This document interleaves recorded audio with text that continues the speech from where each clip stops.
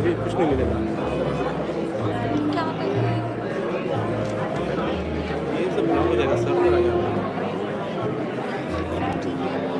ये फ्रेम तो ठीक है। ये चेयर लगाई है, यहाँ बैठेंगे लोग, खुद आगे ढक गया ना, तो आप कैसे तो बना आपको आगे रख दो, इसे बैठने दो, ठीक कर देना आप, तो आपको सबसे बेस्ट मिल जाएगा, आगे कोई आएगा नहीं उनके।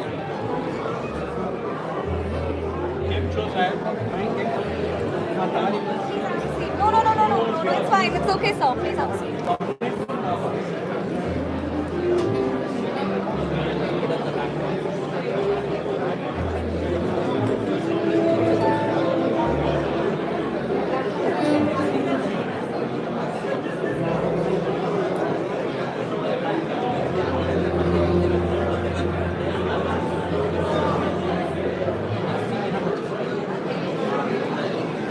Our son's stern graduation.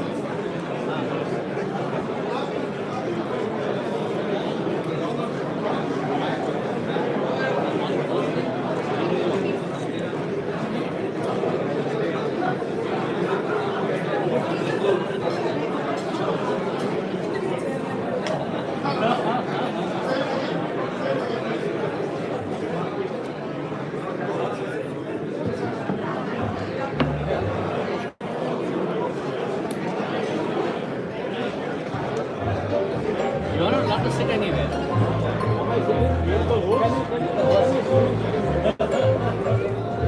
Sir आप यहाँ आ जाइए।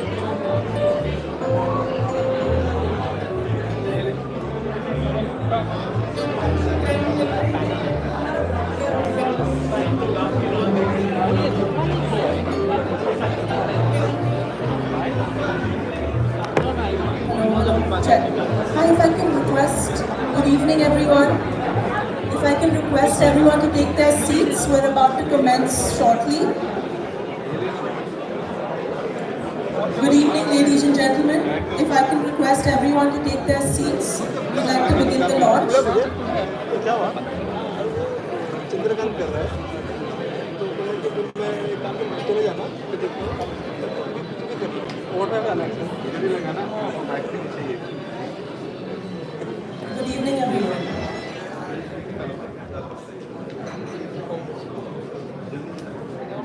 If I can request everyone in the aisles and the sides to please take their seats.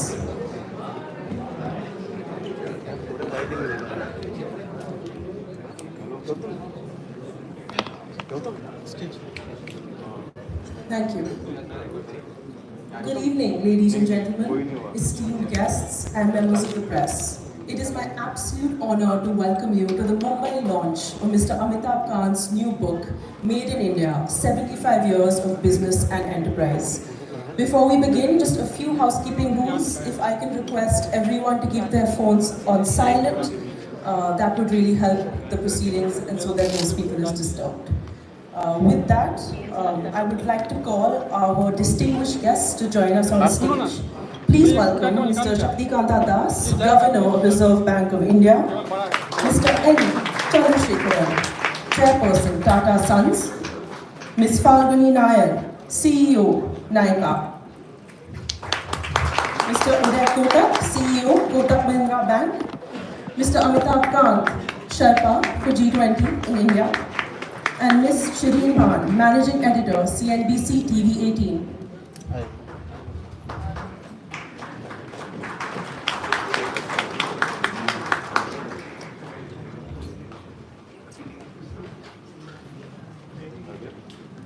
I would now like to invite Mr. Kapish Mehra, the Managing Director of Rupa Publications, to deliver the publisher's address.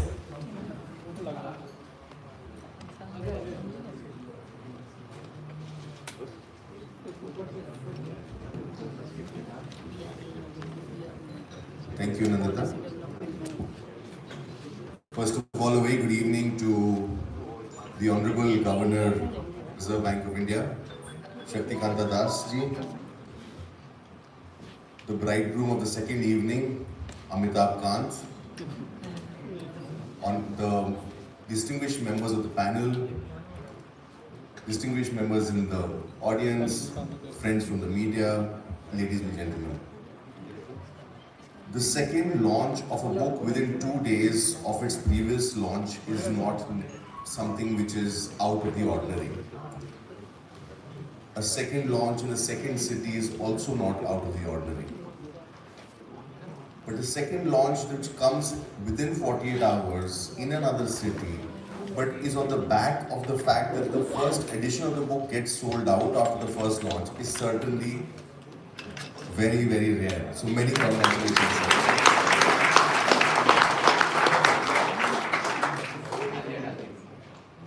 Coming to Bombay for me was on an order which I received from Mr. Kant. And when you are younger than the author by a few decades, and you happen to have known him for a few decades, orders are what they normally give you. And I was pleased to accept it. But thanks to his outstanding performance in Delhi, I happened to be bringing with myself excess baggage in the form of books. So that was how astounding a performance was in Delhi, sir, and I'm sure today will be no less. So many congratulations on the success of the book and on the fact that we're today releasing a successful book in a new city. Having said so, and put the numbers in perspective, there are some books that choose their authors and there are some authors who choose their books. I mentioned at the Delhi launch itself that this book chose the author because there couldn't be somebody better than Mr. Kant to write a book on Make in India. Not only has he seen the entire journey, also been instrumental part of it, but how can you describe anyone better than Mr. Kant? If you remove his designation, all you need to write is Make in India.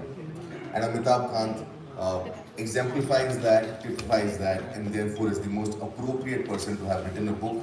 And I'm grateful to you, sir, that you chose this subject, you put in the time amongst your busy schedule, and that today we have something which captures the journey of 75 years of Indian economy and the progress that it's made. It's not easy balancing the inside and the outside, being inside the government and yet being so friendly with outside the government. People find that normally a complex and a challenge to be able to be on the right side of both the sides. Mr. Kant has done that many times over. Today's evening, today's gathering, and today's audience is another example of the perfect balancing act. And Make in India wouldn't have been as successful as it is had this balancing act not been enforced to its best possible form by Mr. Kant during his role. I must confess, ladies and gentlemen, publishing books is a profession. Being present at book launches is an honor. But publishing Mr. Kant and being present at his launch at the back of a Make in India is extremely special. Not only does it set the tone for the last 75, but hopefully it sets the tone for the next 25. I asked myself a question, and that of the audience in Delhi. It's not at 75, but at 100 we will ask, who made India? And will Mr. Kant be a name amongst them? My answer is yes, and I'm sure it will be yours as well. Thank you very much.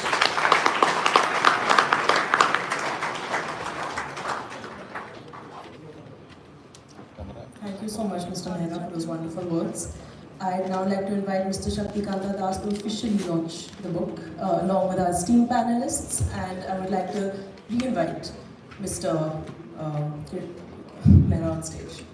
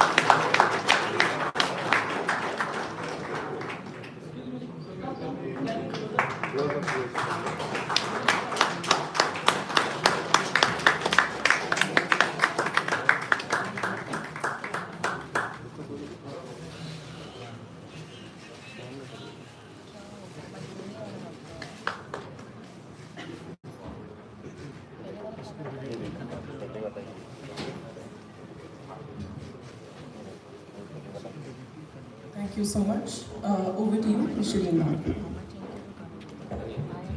Thank you very much. Good evening, ladies and gentlemen. Kapish laid out a long list of distinguished achievements, all credited to Mr. Kant. I think the biggest of them all is that he's got a packed audience here in Mumbai as the Mumbai Indians take on the Gujarat Titans. Mr. Kant, that's not a small feat, and that's quite an achievement. So big round of applause to the author here.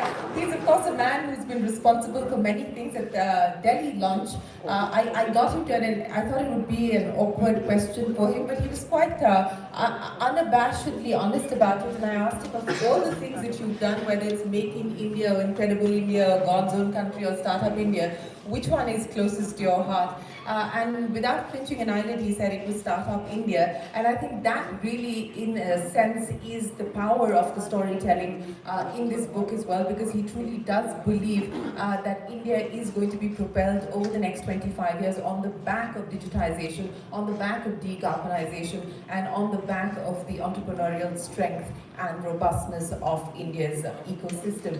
But I'm not going to get in the way of this very special panel that we have here. And of course, good evening to the RBI Governor as well. We're all looking forward to hearing from you, sir. But Mr. Kant, let's kick things off with your welcome address on the reason behind this book, and more importantly, the execution roadmap for the next 25 years.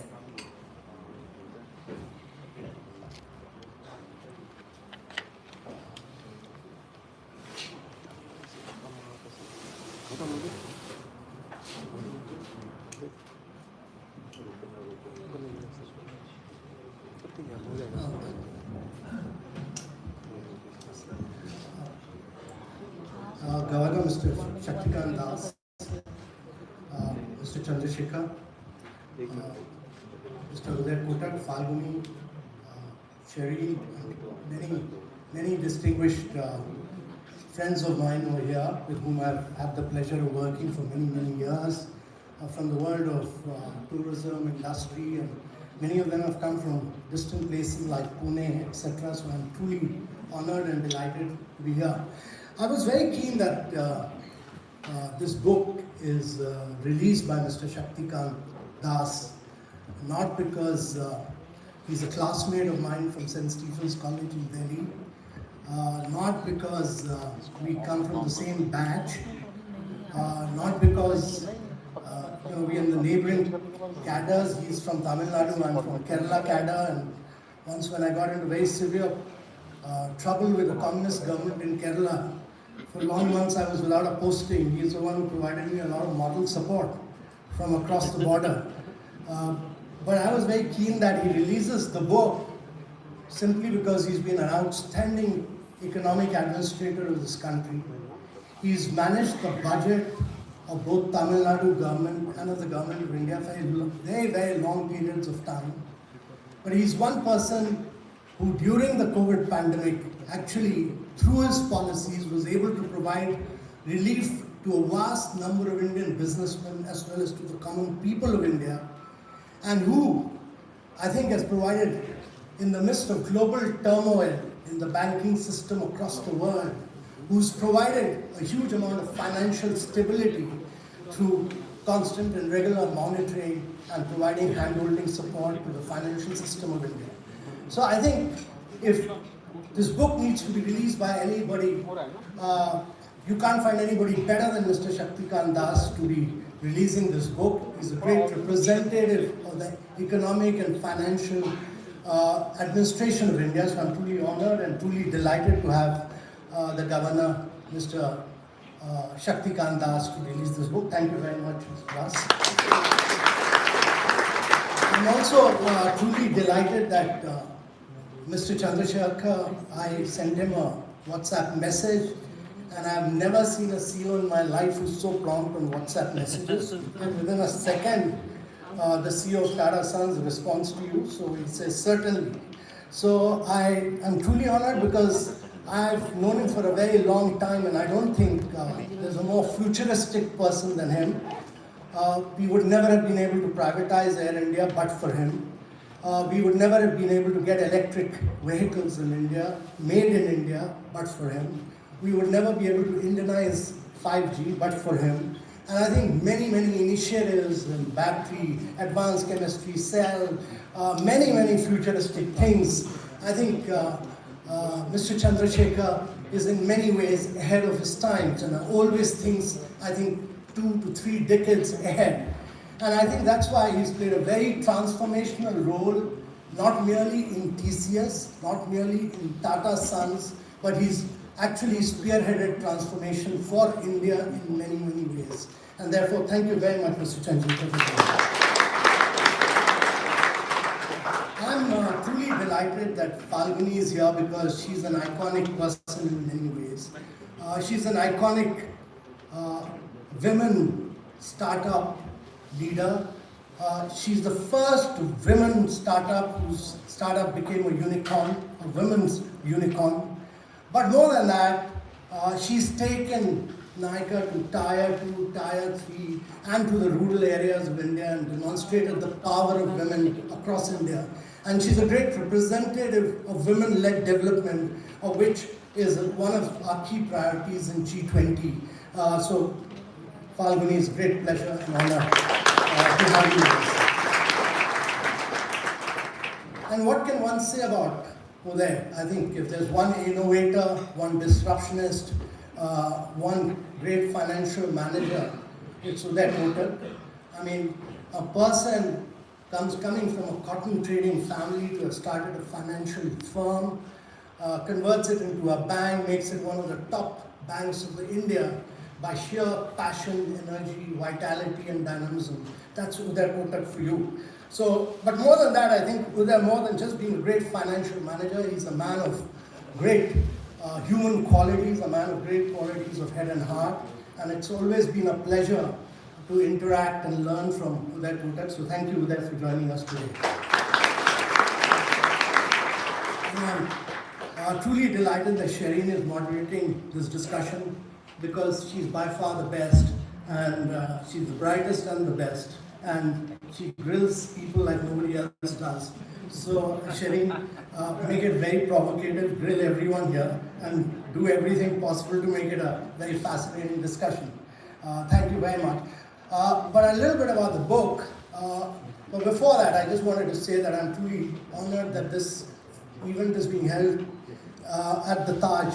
I've had a very long association with Taj. When we started the God's Own Country, we decided to actually give 4 resorts to Taj in Kerala. And actually, their advertisement used to be that in every state of India, there's one Taj resort or Taj hotel. But in Kerala, being God's Own Country, there are 4 Taj resorts.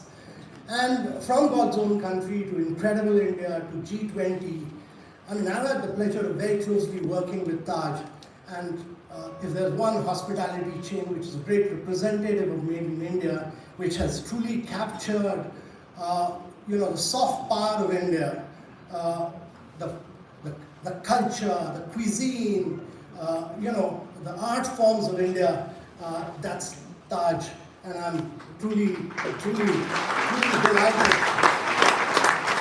delighted and honored that this event is being held here. And I really want to thank Puneet Chatwal for all his dynamism and Ritesh for all their dynamism and energy. And nowhere else can you draw such an illustrious audience than the ballroom in Taj, Mumbai. Nowhere else can you have the pleasure of such a distinguished audience than this particular Taj Hotel. So thank you very much, Puneet and Ritesh, for hosting this here. A little bit about this book. The book is born out of my conviction that if India is to grow at rapid rates of 8 to 9% over a 3-decade period, private sector is to play a key role. I've been a long-term believer that actually both growth and employment creation has to come from private sector. The government must retreat in vast range of areas, and actually government must just be a good facilitator, a good policy, coherent policy maker, and actually focus on education, health and nutrition. This is my belief. On the eve of the colonization, India's contribution to global GDP was 24%. It had dwindled down to 5% by the time we became independent. In 1947, it was 5%. 250 years it meant that from 24% it had come down to 5%.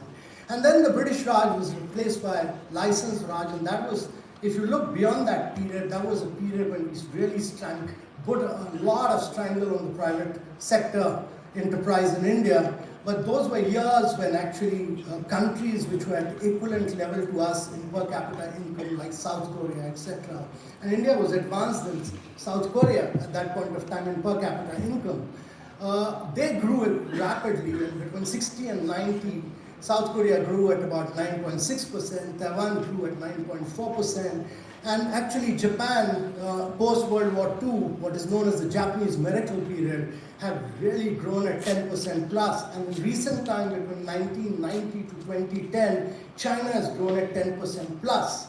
And to my mind, India needs to repeat that story in a very big way, and this would require India to really fall back on the private sector of India. I've been a believer that it's only through growth that we can dent poverty in a very big way. And every time we've grown at rapid rates, we've made a huge impact on poverty. And therefore, it's important that now we are the 5th largest economy in the world. We are poised to be the 3rd largest economy in the world. We've carried out major structural reforms in the economy. GST, IBC, RERA, brought down the corporate tax rates to international levels, redefined MSMEs, major structural reforms. We've done a huge amount of infrastructure work in the last 7 to 8 years.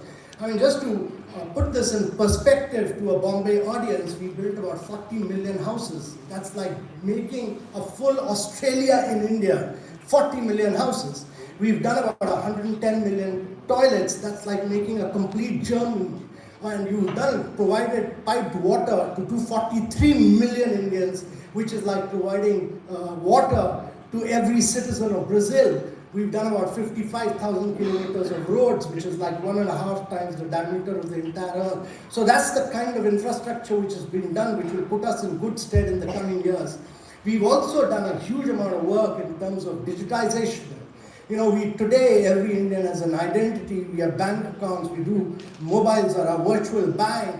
We do about 11x more digital payment than what America and Europe do. We do 4x more payment than what China does. And therefore, huge amount of digitization will take us ahead in the years to come.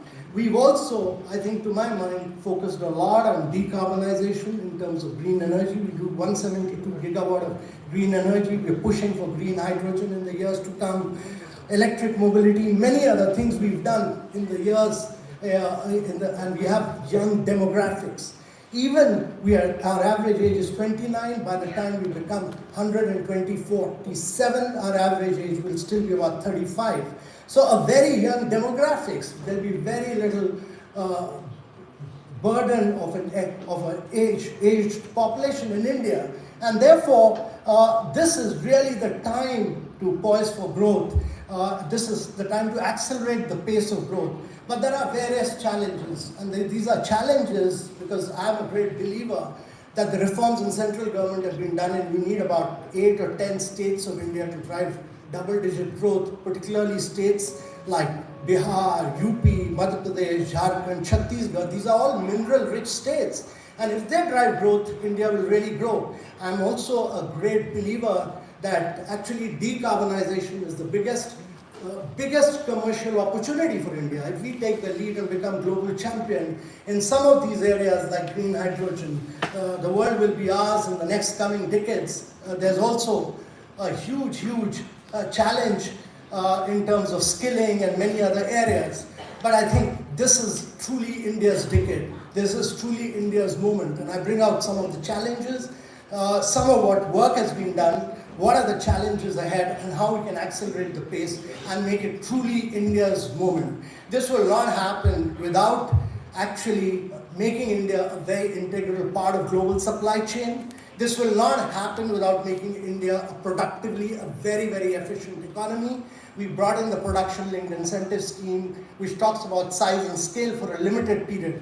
But within that period of 5 years, India must become productively the most efficient economy in the world. And this would mean constant day-to-day, minute-to-minute reforms in this country on land, on ease of doing business, on labor, all the issues which in a socialistic era had held us back. And actually the only way India will do this is private sector continues to grow and expand, and the government remains a facilitator and a catalyst with a coherent policy framework. So this is the real basic thesis of this book. Thank you very much for being here, and I greatly appreciate it. Thank you.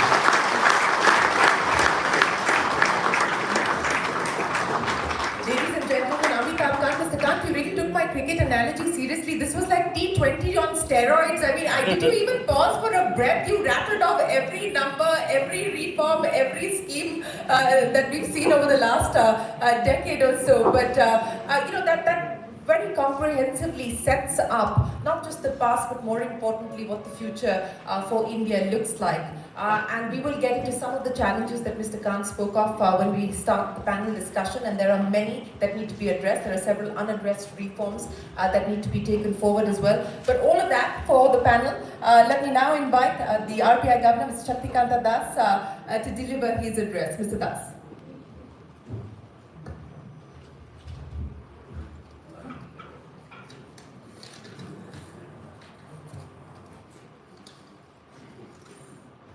Good evening. Don't be frightened by this piece of paper. It's not a speech which I'm going to read out or anything like that. And coming after Amitabh, obviously reading out a speech can be the most, the farthest thing from being interesting, can be very boring.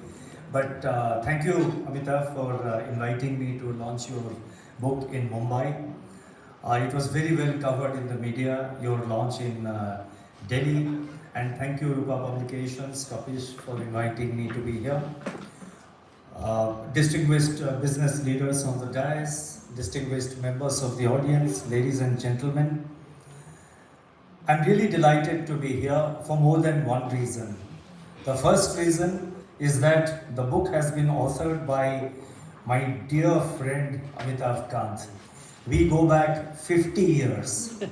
1973, we joined first year St. Stephen's College. 2023, it's exactly 50 years of very close relationship between Amitabh and me. We have shared our experiences from time to time over the years. We have worked together on many initiatives of government together. We have also had, quite interestingly, very serious differences of opinion on number of issues. Once he came when I was Secretary Economic Affairs and he was Secretary DIPP. He came to my room in a very agitated mood because we had not agreed to something which he had proposed. So he came to my room very angry, and he was ready to pick up a fight with me. So I had to cool him down, make him sit, and anyway, that is another story. So it's a 50 years friendship going back to college days, going back to the service. He has already mentioned he was in Kerala, I was in Tamil Nadu, and also in the government, especially when he was secretary in the Department of Industrial Policy and Promotion, and I was initially Revenue Secretary, and then went on to become Economic Affairs Secretary. We had a lot of things to do together. I remember when I was Revenue Secretary and Amitabh was in the DIPP, we started this, correcting this whole process of removing inverted duty structure to make Indian products more competitive. In DEA, we also worked together on a number of things, starting from, on ease of doing business, on liberalizing the FDI reforms.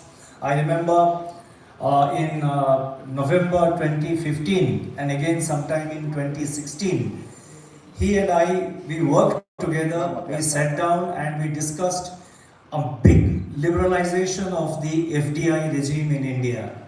After we had completed our discussions, we escalated it to the ministerial level and further up, and the decision by the government was taken. I think it was one of the quickest decisions. Within 1 week, we had got all clearances of what we had recommended. So that is the kind of experience I have had with Amitabh. I remember as a young collector, and this was narrated to by the then Secretary Civil Aviation, that as a young collector of Cochin, that was Calicut, he went to meet the Civil Aviation Secretary of Government of India. And the Civil Aviation Secretary was very reluctant to give him the appointment because he was wondering what a collector has with Civil Aviation Secretary. I mean, they're completely unrelated.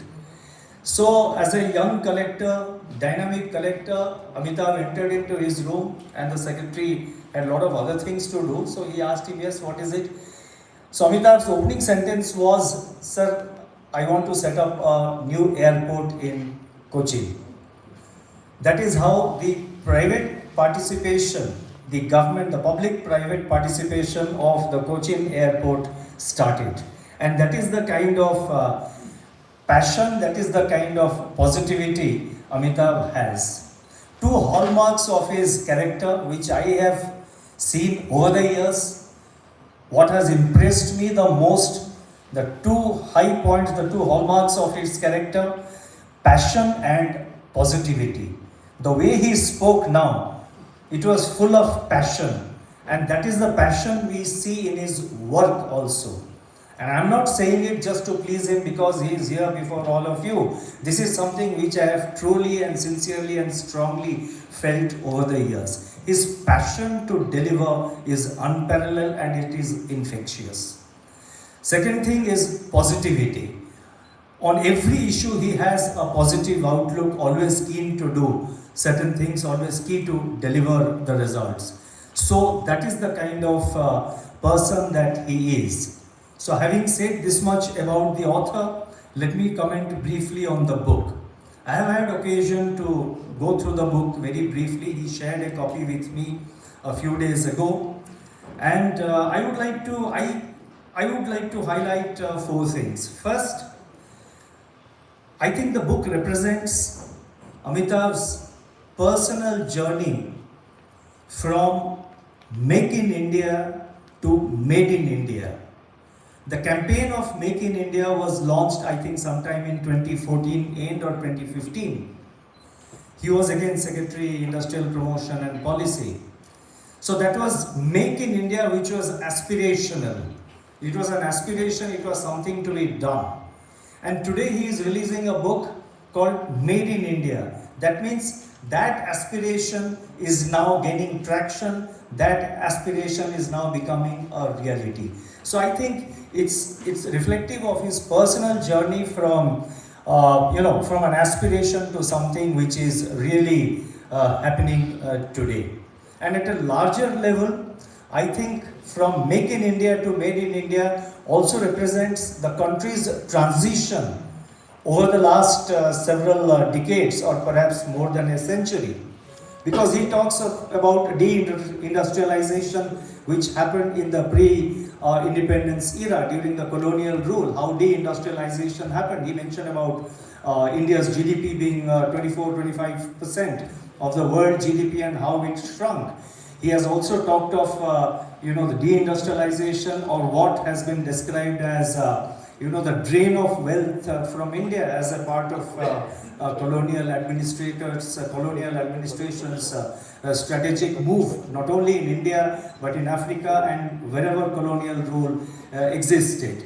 So in a sense, at a larger level, I think the book also represents a transition from colonial India, the starting up of private initiative even during the colonial India, and over the last 75 years after India became independent, how the process of industrialization has taken off. So it represents the transition of India at a larger scale. It represents his personal journey also.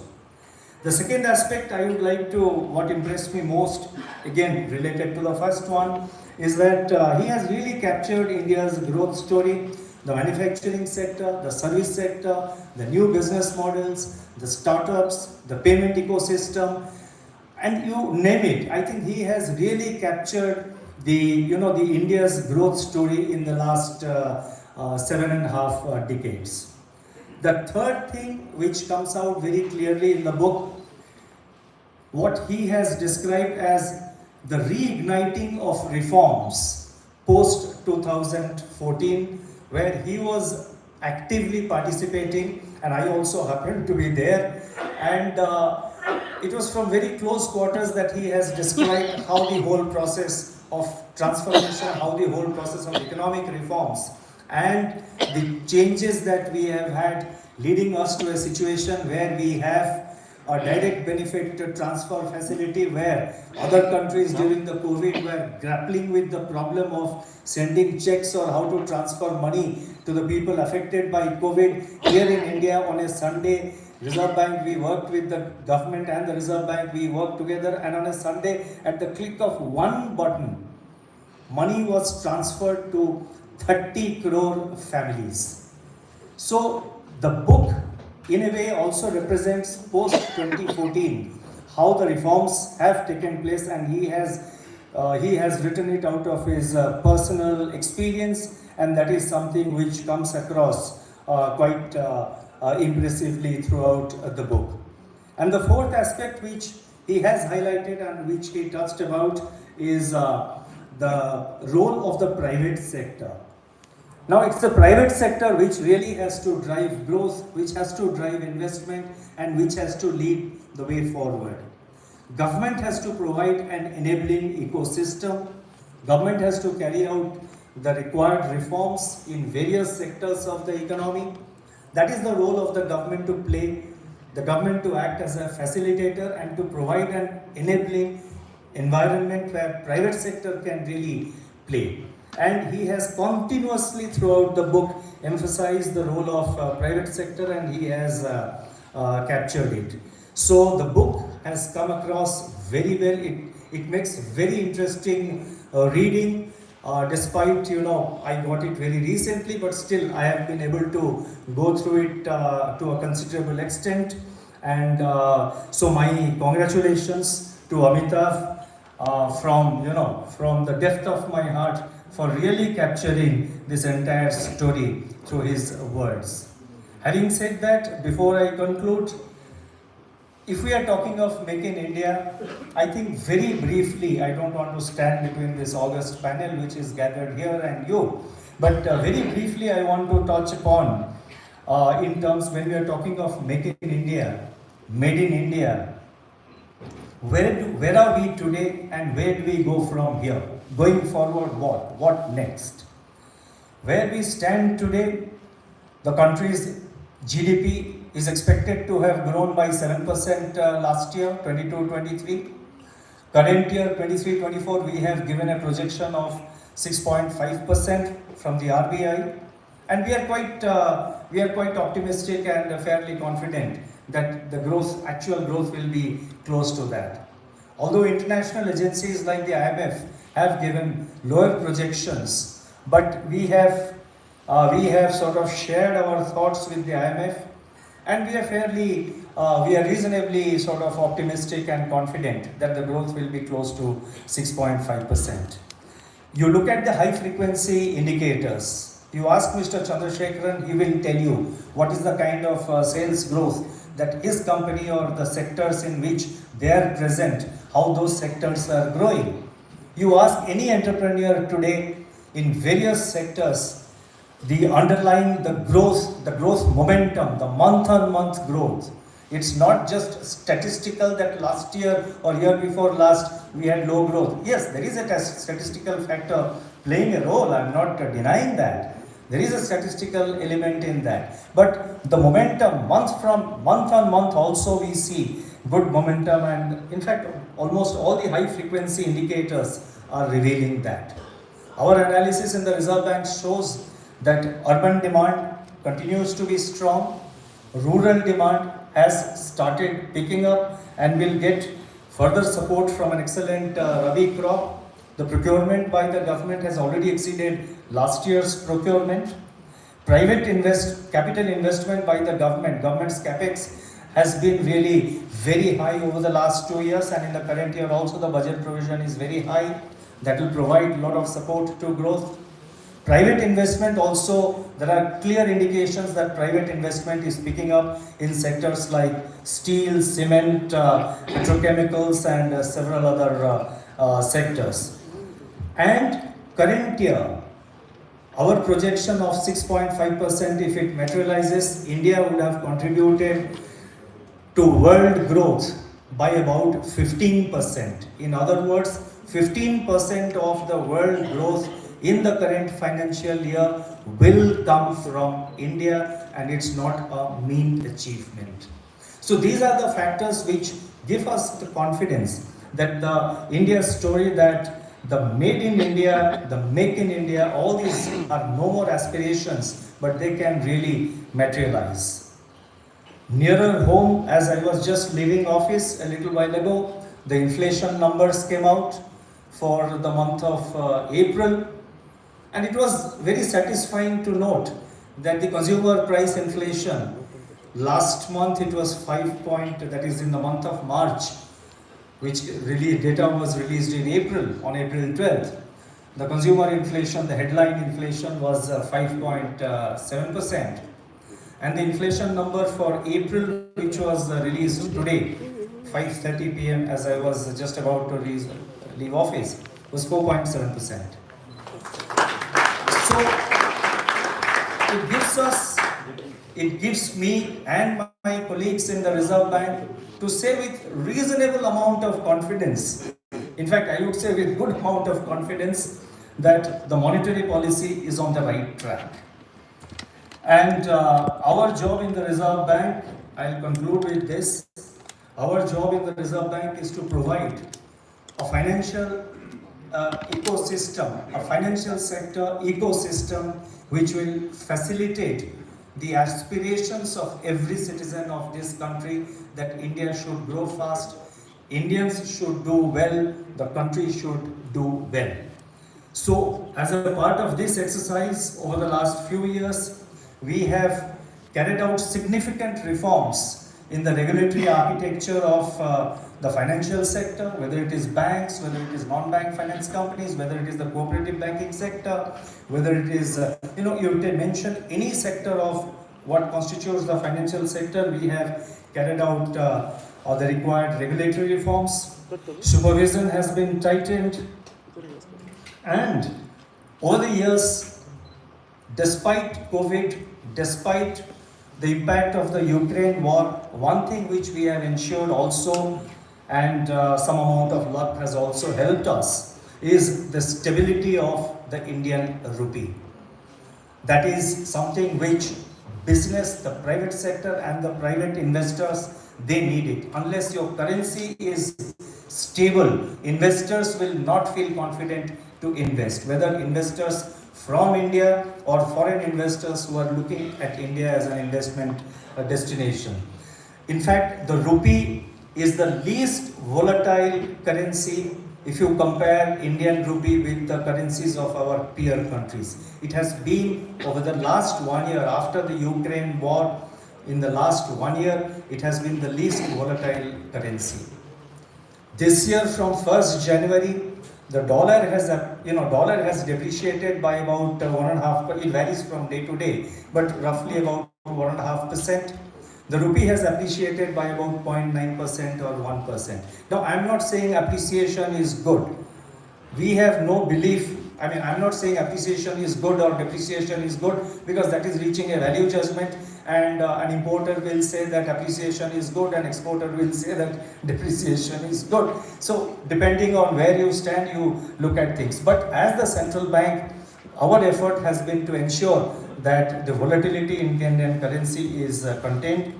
We have also been looking at sunrise sectors, like for example, the giving boost to the fintech sector, and we have laid down guidelines for digital lending, and we have also set up an innovation hub in Bangalore. I think going forward, to conclude, let me say that the Indian economy needs to continue its reforms, the reforms which have been initiated in the in the various sectors of the economy, not just in the financial sector but in the other sectors. The reforms which have been initiated, they need to be continued. We need to focus more on technology, because access to technology, thanks to the fragmentation, the global fragmentation which has taken place, thanks to the kind of geopolitics, that we are witnessing today and perhaps which may continue even in the coming years. We need access to technology, which also necessitates that our expenditure on research and development has to increase, has to improve. Not just the government, but also the private sector. And Indian business, Indian private enterprise have great opportunities. Foreign entrepreneurs and foreign enterprises which are looking at India as a destination also, I think it's definitely India has been an attractive place. We have had good inflows of the forex in the current year, which we have been witnessing. So I personally feel that the release of a book like this at the current juncture is very timely. And let me conclude by once again congratulating my dear friend of 50 years. All the very best in whatever he does, and I wish the book all success. Thank you.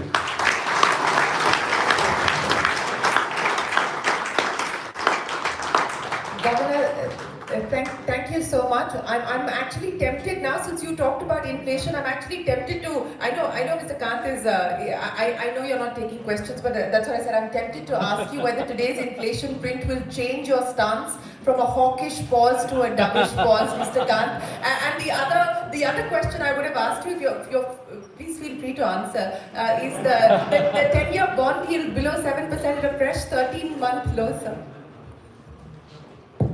I'll move to the audience with just one sentence. One sentence. 10 a.m. on 8th of June. You will know what the policy is.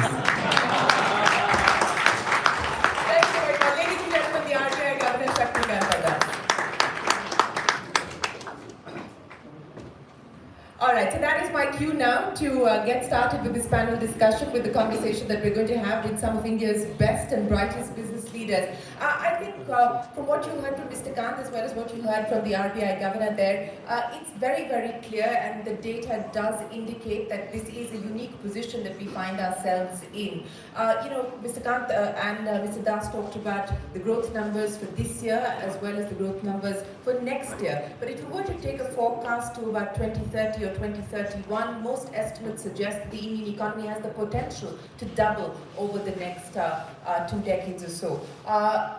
And what that will mean, the kind of power that will unleash, the kind of opportunities it opens up are immense, but it comes with its own set of challenges as well. If this is going to be a once-in-a-generation shift, what do we need to do to ensure that all of our cards are in the right place? That is the question that I want to address with each one of you. Mr. Chandrasekhar, let me start by asking you. At the Delhi launch, we had the External Affairs Minister. Yes, you. Yes, you. Since the cliche of software to salt conglomerate, you have your finger on just about every industry. So let me get started with you, Mr. Chandrasekhar. At the Delhi launch, the External Affairs Minister said that, look, India is uniquely positioned, uniquely poised, but let's not go around looking for the China fix of efficiency. If we don't go looking for the China fix of efficiency, what is the India fix going to be over the next 25 years? Shirin, you heard this from me before, so I'm going to repeat it. It's definitely a very, very unique opportunity. I'm going to take a little bit of time. Go ahead. Before I start, I want to first congratulate Amitabh Kant on the launch of the book and also for all that he has done. From a government service, is someone who has created a magical brand multiple times. What he did with God's own country and repeated it with Incredible India, now with India being at the high table in G20, repeating it for the third time. So, a remarkable individual, great accomplishments, and Many things have already been said about Amitabh, so I don't want to add anything more. The India fix is Amitabh Kant. Huh? Is Amitabh Kant the India fix? So let me congratulate Amitabh first of all on the book. It's a great book. We'll come to that later. Now coming to the question that you asked, I think it is a unique opportunity for India for multiple reasons. There are 3 transitions and there are moving geopolitical situations. From the transitions point of view, the first is digital and AI, second one is energy, third one is supply chain. In all the 3 transitions, I would say that India is probably the best placed country in the world.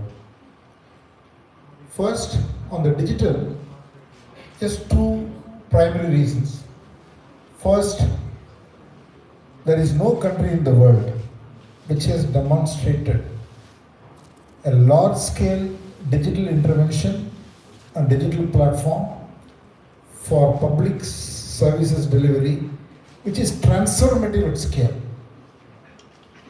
I think, everyone who has lived abroad in any country or has done business anywhere, whether it is the UPI, whether it is the Aadhaar, whether it is Jan Dhan Yojana, you can go on and down. The second thing on the digital side is, it's no secret that we have the best talent available from a digital point of view for the future. And the scale and the depth that India has, again, is unparalleled. You can add all the talent that's available from next 10 countries, still they will fall short. So these 2 are big tailwinds. If you take the energy transition, India is probably the only country in the world which has to achieve the energy transition purely only accounting for growth. Most other people, whatever be the country you take, their energy transition to renewable or new energy, what have you, has to be substitution. Shutting down what is working and then. But whereas in India, if whatever be the doubling, tripling, whatever is the GDP number you take by 2047, the needs of growth that we have between now and 2047 or 2050 is at least 3 times more than what we have. And all of this will be new energy. And we will do renewables, we will do wind, we will do solar, we will do SMR, we will do 10 other technologies. And that is a unique opportunity because with growth you can fix anything. Priority should be growth, growth, growth. And when you do something for growth, you are not so much under stress like when you do it for substitution. The third thing, whether you call it this country fix, that country fix, doesn't matter. To my mind, the global supply chain is going to be rebuilt. And it is being rebuilt as we speak. It is not that it is going to happen, it is beginning, it is happening. We are in the middle of that. Sometimes you don't realize when something is happening. You always connect the dots backwards. And any supply chain is an ecosystem play. So I keep referring as India Plus. I never use any other example of saying that we are replacing somebody. We are not replacing anyone. We have an opportunity to create a global alternative supply chain base, which I call it as India Plus, because India can't do it alone. But just the sheer size, scale, and everything else that we have positions India to be the lead in this alternative supply chain. Somebody else cannot take the lead. It has to be India, and India is taking that lead, and the supply chain will get built over the next 10 years, 20 years, 30 years. But above all of this, there is one fundamental factor, which is, I have to say this, under the leadership of Prime Minister Modi, what has fundamentally changed is the belief and the aspiration of every Indian and every sector. You can feel it in the urban, you can feel it in the rural, you can feel it in poor people, rich people, educated, uneducated. It is there everywhere. As a country, we had the audacity in the middle of the COVID, when every other nation was going after Pfizer and Moderna, which normally we would have done, how to find the money, run helter-skelter, to see how to get Moderna, Pfizer, or which country we can import from. Instead of all that, to say that we'll build our own vaccine in the middle of a crisis. There is something to be said about that. So this whole Make in India, I mean, honestly, if you ask all of us in this room, we will recognize this Make in India started as a campaign, slogan. So everybody thought it would be a slogan. The slogan became a movement. Movement became a belief.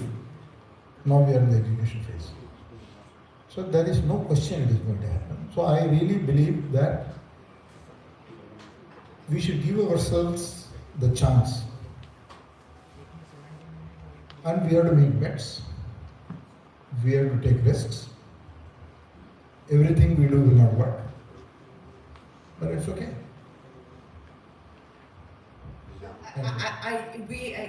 You're right in pointing out that we are currently in the execution phase as far as Make in India is concerned. And in your words, the global supply chain is being rebuilt, and India stands to gain from that rebuilding, so to speak. But I want to address this larger issue with you because, again, you straddle both software services, which is where you spent a large part of your career, and now outside of that as well.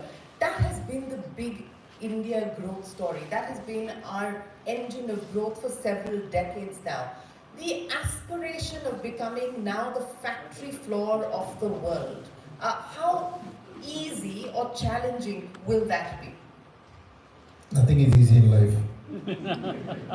all the business people will tell you to make a 100 crore profit.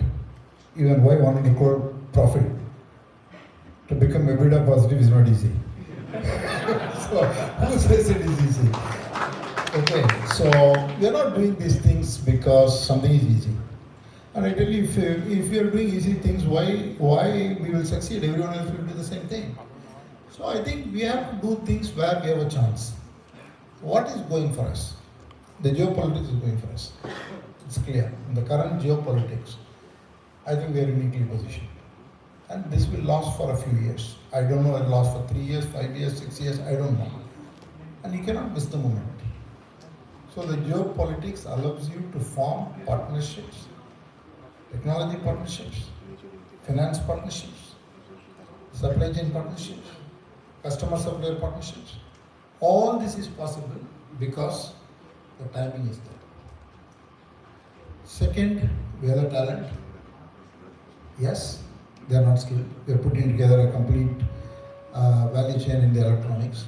We are doing the precision manufacturing now. We are slowly moving into packaging, assembly, then getting into semiconductor testing. Then we have to put a fab design. Then eventually to vertically integrate, we have to put a fab. That's the whole chain. We have a lot of skills in India on the fab design, but we don't have skills in precision manufacturing. And it's hard work.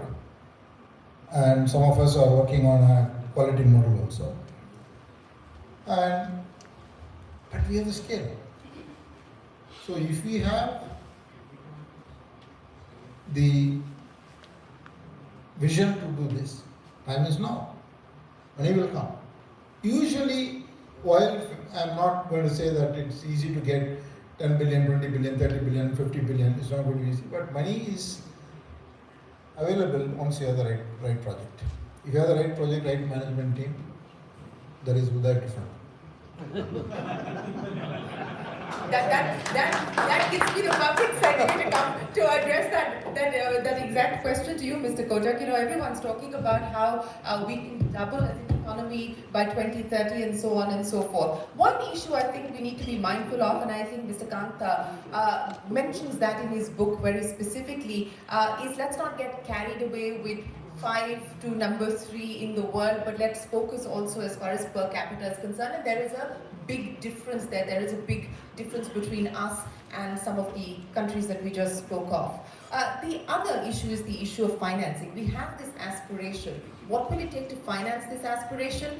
Where will the financing coming from? And what do you believe will need to be done in terms of capacity and capability building specifically from that perspective? Thank you, Shireen. First, congratulations to Amitabh. I think it's a fantastic book, and if you read the whole book, you must not miss the last chapter. The last chapter is about our future. And it reminds me of a simple line. Let's not keep the baggage of history, but learn from the lessons of history. And that's, in my view, what Amitabh's book highlights. Let's keep the lessons and move forward. The second thing which I've seen Amitabh in his own career, he's always explored the art of the possible, and he's now mastering the science of execution. Because both going together is what is going to make it happen. So coming first, I must, in that context, on the financial sector, I'm saying this with all genuineness, that India stands out as one of the most stable financial systems in the world today. And I want to publicly congratulate the RBI and the government for an outstanding job of making India stand out. And when I look at every night or every morning, one more bank in the US is in trouble, or somebody in Europe is in trouble, I say, we've got something right. We've got our act together, we've created a stable financial system, well capitalized, and it's a Goldilocks time. Lowest non-performing assets, clean credit, reasonable growth in the book, and none of these risk issues like we are seeing in the developed nations. So I genuinely feel very good about the stability and the solidity of the Indian financial sector. Having said that, taking a cue from Amitabh, where do we go from? And how do we take this wonderful situation we are in? I think we need to be feeling good about ourselves, but always introspecting. What is it that we can do better? So if I think about capacity building in the financial sector, we really need to get some of the important guardrails in place. I think the concept of IBC was a great concept. It really was the basis of creditor being in control, but I think there is work to be done. I think we really need to fix the judicial system, which is consistent with a bankruptcy law, because at the end of the day, if banks lend money, we must be able to recover the money. If we have a problem there, it constrains our ability to take better risk. In the same context, I think we must now get this balance right between the needs of the corporate sector. When Chandra tells me that he wants to buy a 50,000 crore company in India, I have to tell him. I will have to tell him, Chandra, please go to a foreign bank and get it funded outside. Because I cannot fund you in India. If we have to grow forward, I think these are risks.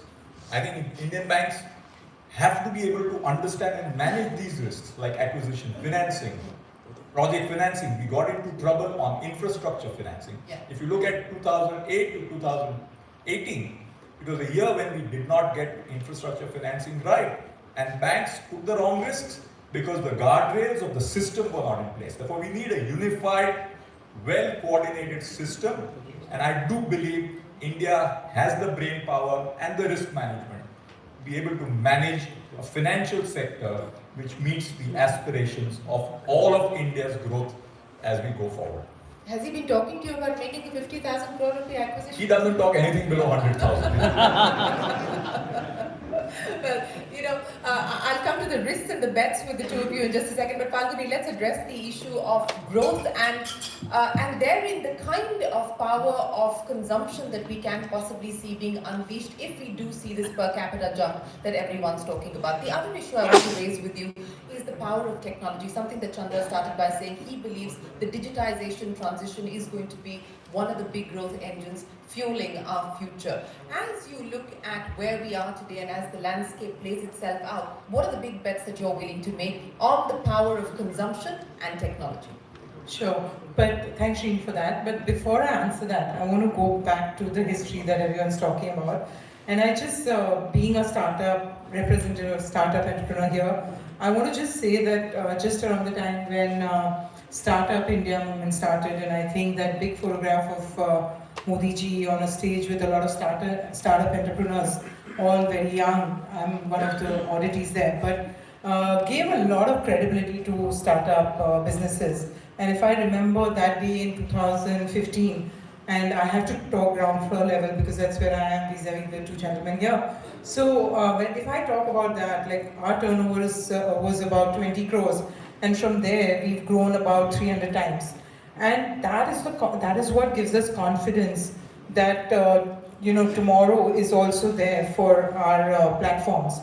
As I travel and meet our brand partners all over the world in beauty and in fashion, which are important industries for those who believe they're not, but I do because I think consumers love them. But I think for those, what I can say is that they are noticing India, and they are noticing India, power of Indian millennials, power of Gen Z, which is coming of age. And they are very excited about what India has to offer. I think India is becoming one of the top markets for all these players. And I'm convinced that the next decade will be the decade for Indian consumption. It'll be the decade for, obviously consumption is driven by income, so first incomes have to go up. But I'm very confident that the young India, with the power of their enterprise, will take India into a generation where both income and consumption will grow. Talking of the platforms, I think Chandra already said that. We are very aware that our platforms are some of the best in the world. When we meet against these global partners, they compliment us for having one of the best platforms. It's not just about coming from India, but it's in the world, one of the best platforms are coming out of India because of the sheer talent that is available and ability to do complex tasks. So I think if we were to marry technology with problems that we need to solve in the country, which is what most of the startup entrepreneurs have addressed, I think the sky is the limit in terms of driving our Indian consumption and attracting many of the global players to come into India to address those markets. And of course, that doesn't mean we can't export. So beyond that, we'd of course like to dream how we can take our Indian brands into global markets. And that's a very crucial issue. And I know that Mr. Kant, that is something that you're very, very passionate about. How do we actually get India to export more? How do we get India to take more share of global trade? And that's what I want to address with you. You spoke very passionately about wanting to unleash and unshackle the private sector. You said that you want the private sector to flourish and you want the private sector to fly. Let's talk about the size problem that we have in this country. In your book, you address the issue of the fact that we've only got a handful of large conglomerates. Most of them are actually sitting on this stage and some of them are here in this room as well. How do you ensure that number moves up? How do we ensure that, in your words, we have thousands of scale companies, not just small enterprises, not medium enterprises, but scale enterprises, because that is going to be responsible for the kind of growth aspiration that we have. So Shireen, if you look back at the years when India has really grown, and India has grown at 8 to 9% for 4 to 5 years, but it hasn't grown for decades like other countries have done. But every time we've done that, it's because our exports have grown. So exports are the key to growth, really. And that really means that you need companies who penetrate global markets. You need size and scale of manufacturing. And that's why we brought in the PLI scheme. The production-linked incentive scheme was very simple. Many people mistake it for subsidy. It's not. It says that you are here. We want you to go every year, keep raising your production from here to here, here to here, here to here in 5 years' time. You fix your targets, achieve them.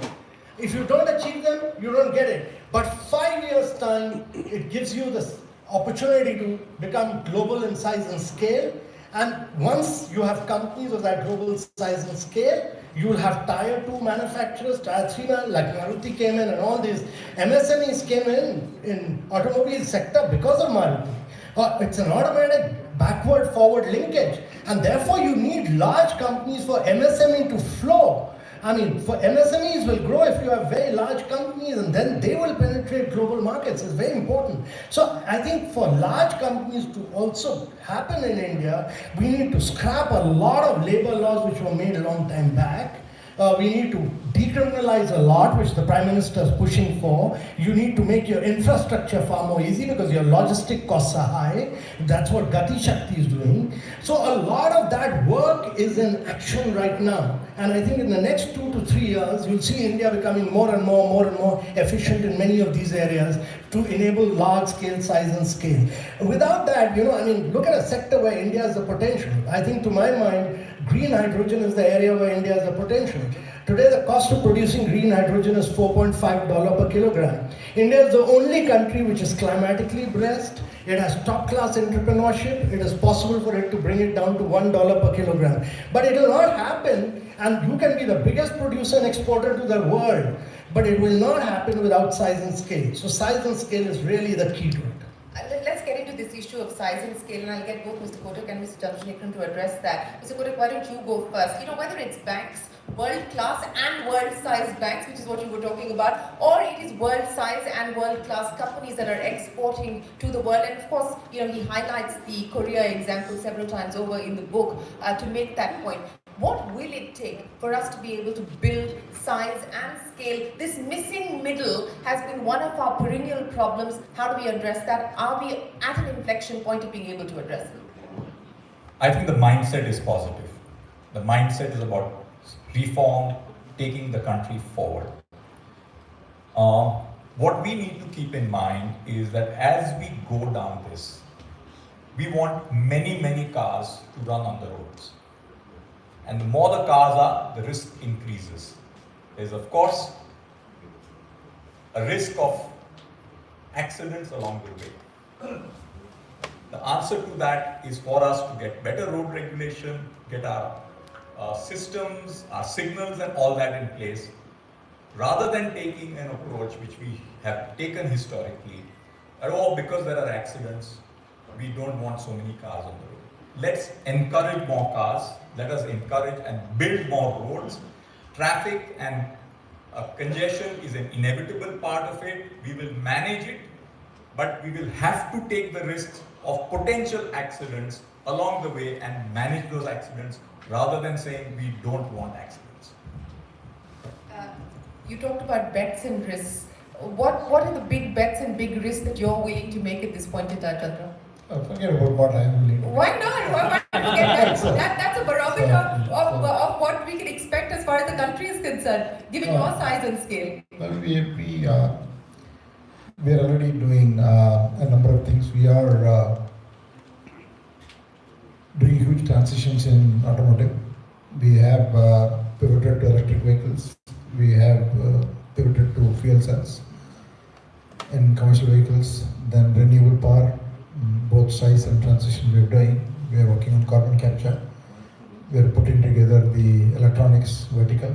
We are putting together the mobile telephony infrastructure, whether it's 5G, 6G, 6.5G. They are getting into batteries, lithium batteries. So I think we will do whatever is needed, and whatever we can do, we will do. But the fundamental point is the opportunity is huge. If India has to realize its potential, forget about whether we grow 6%, 6.5%, 7%. It's good for some headlines every other week. I think the opportunity is even double digit. But that doesn't mean that it's easy.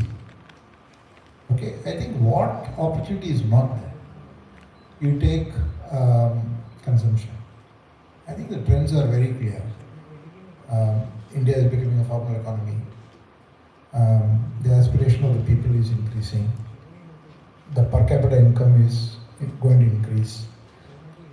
The affordability for spending is increased. And then, once we cross, I think there is enough theory that the 3,000 mark, once it crosses, then you see a hockey stick in consumption. Whether it is $3,000, $3,500, we don't know. But at the same time, we have a lot of disparity.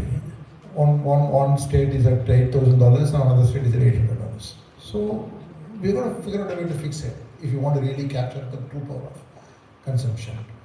Second thing is demography. I think Amitabh Kant talked about the age and so on and so forth. So we are going to do skilling. And we are going to do 21st century skilling. We are going to differentiate between what is the industrial skilling we need to do, what is the digital skilling we need to do.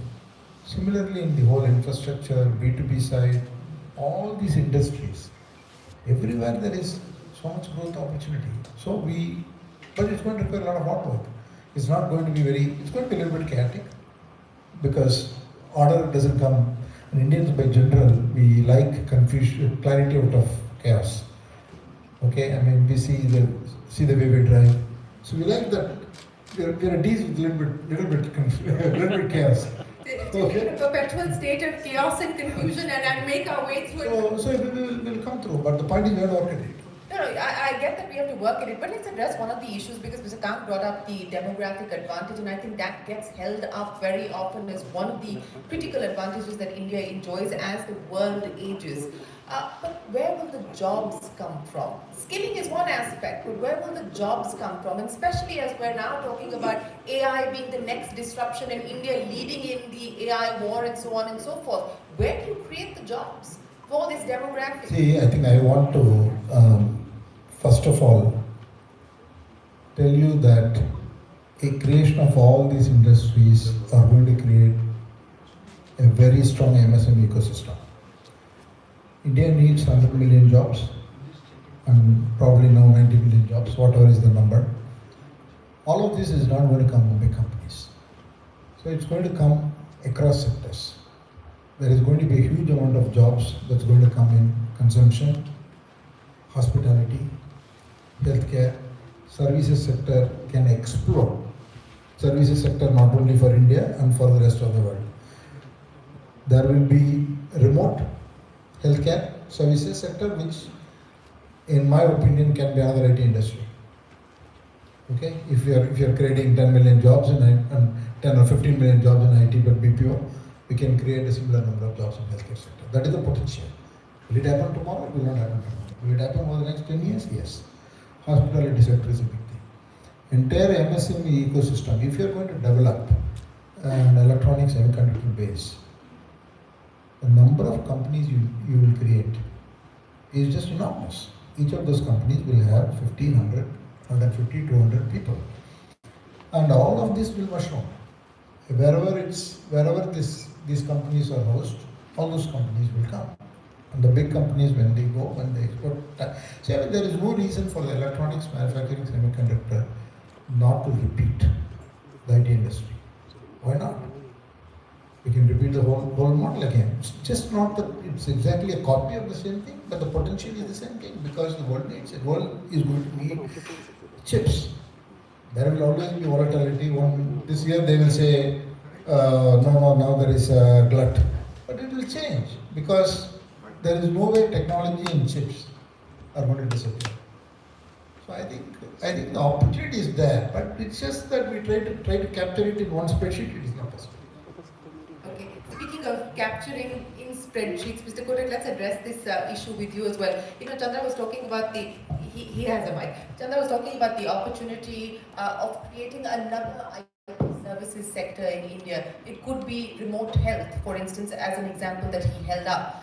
This aspiration of moving from having been the back office of the world, and that's the experience that we've had for over 2 decades now, and we've delivered on that successfully, to be the front office of the world and the potential that holds up.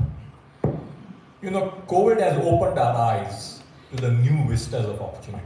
What COVID did is you could be in any part of the world and virtually operate in any other part of the world. This is India's biggest opportunity. We have thought about most of our software services as significantly back office. We have to change our mindset that an office for somebody in America is operating out of Chennai or Calicut. We've got to make that change in our minds, and I think the world is much more open to having a lot more jobs happening from anywhere in the world in the virtual dynamism which we are seeing post-COVID. COVID has really opened up huge possibilities for India to have the front-end office jobs. Combine it with AI and various other opportunities, India can be the leading office of the world, front or back. And we need to take that opportunity now, because that's where, Chandra, we can create a lot of jobs. I agree, healthcare is another big one. And again, there will be out-of-the-box areas for jobs. Sports, you're talking about IPL, Kabaddi, so many games. Sports is going to be the next big thing. We happen to be, as a family, we associated with a Kabaddi team. Kabaddi players who barely had enough subsistence are today making 1 crore, 2 crores of rupees. Those jobs did not exist. So we have a whole new generation and imagination. Leisure. Leisure is going to be a big industry. So let's not restrict our imagination of the future of jobs. Let us open our vista and we'll create a completely new paradigm of opportunities across the world. You clearly triggered Chandra's imagination. He's waiting to get in. Another sector is tourism. I think it'll be out of place when Amitabh is sitting here and Puneet is sitting here. But I think, Puneet, the number of hotels in New York exceed the number of hotels in India.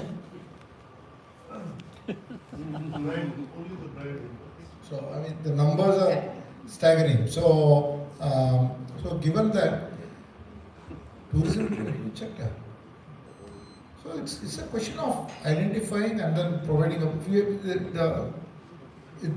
the devil is in detail. Each of these has to be mapped, and I can see McKinsey guys sitting there also. So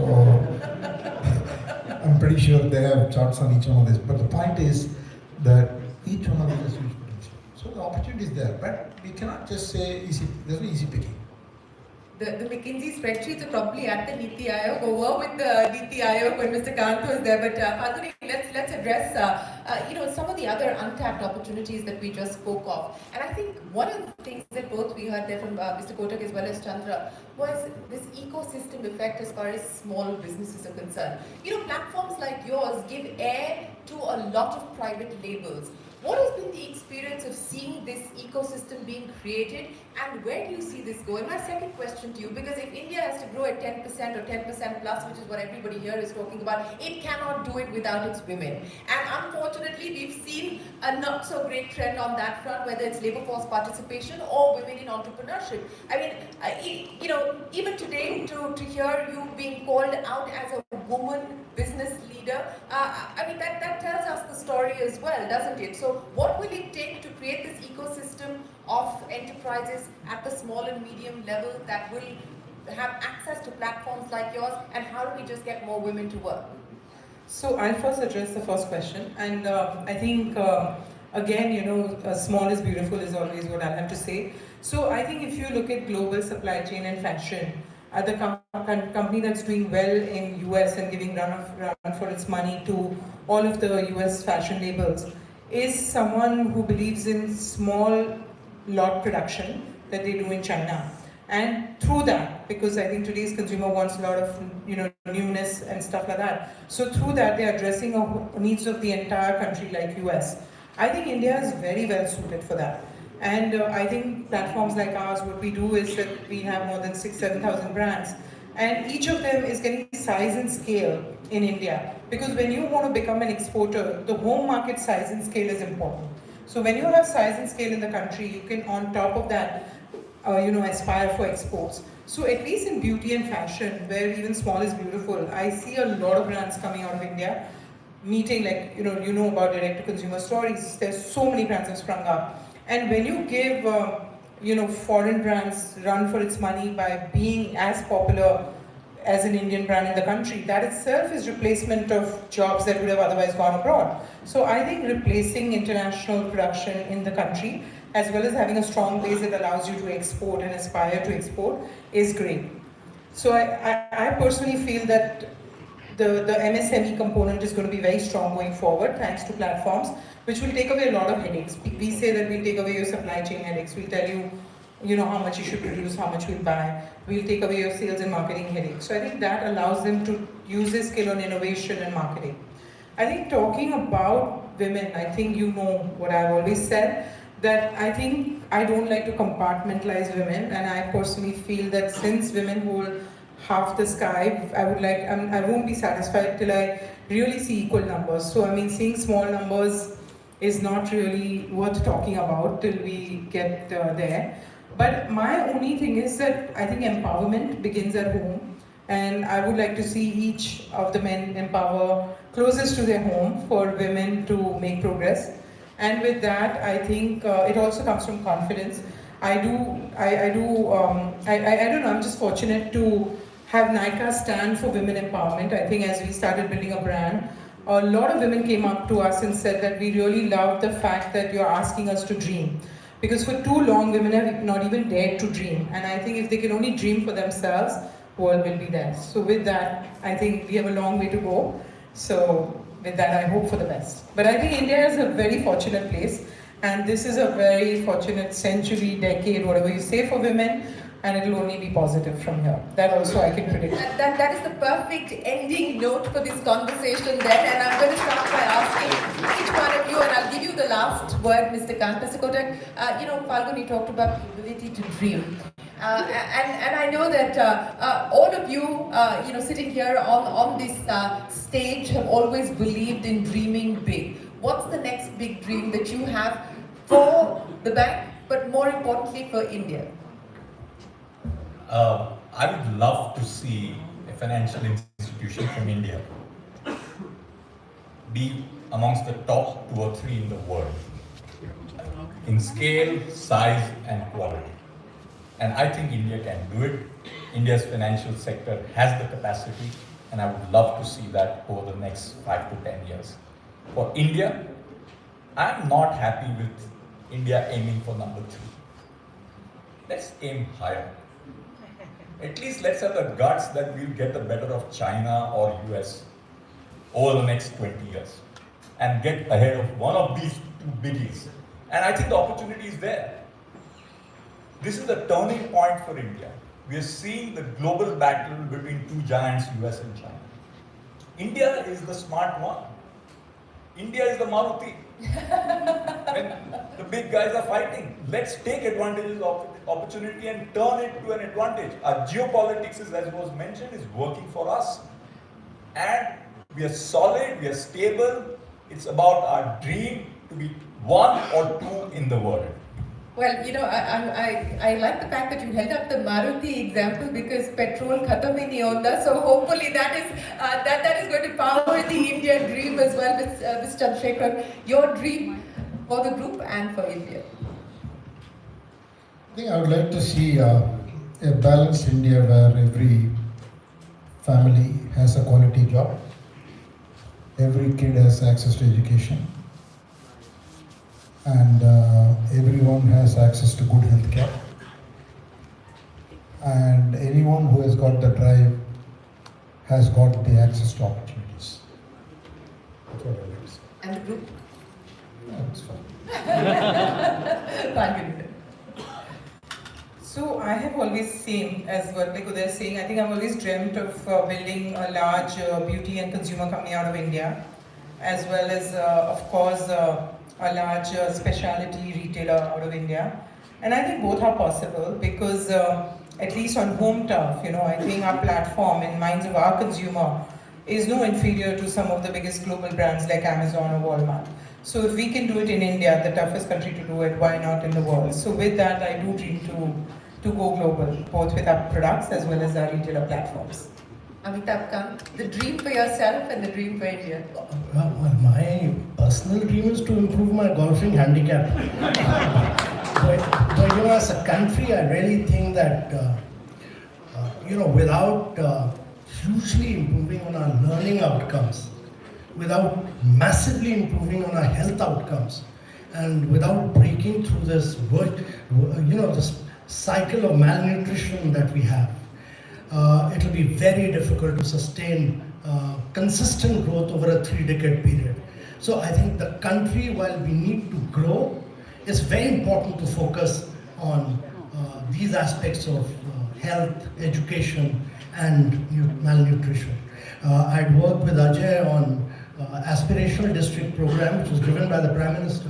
Transformational work was done. I think we need to take it from 115 districts to all districts of India and truly transform these aspects on their outcomes. It's very, very critical. Ladies and gentlemen, that is the perfect note to end this conversation. There is clearly a lot of confidence, a lot of courage, and a lot of conviction that the India story is poised to grow and poised to grow strongly. But the hope is also that the India story will grow equally for all. Thank you very much, Amitabh Kant, Falguni Nair, N. Chandrasekharan, and Uday Kotak. Appreciate your time.